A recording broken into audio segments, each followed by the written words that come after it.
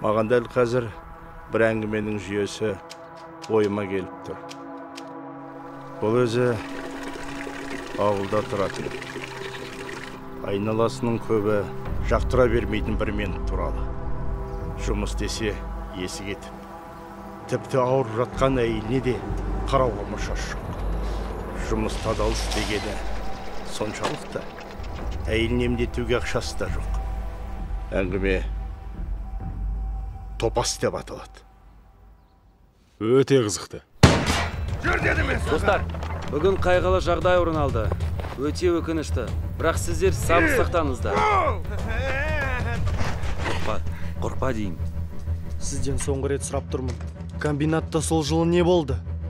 Сен неге оны өлтірдің? Көп қиналмасын дегенім ғой. Бұл басқа жол. Бұл басқа жол деп жатырмын, аға. Достан, давай все бросим. Бросим и давай вернемся. Че ты сказал?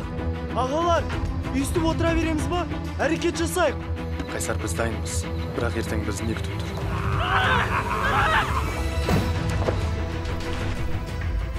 Саған ештеңе болмайтыны уәде бер. Жарайды. Уәде бер! Уәде берем.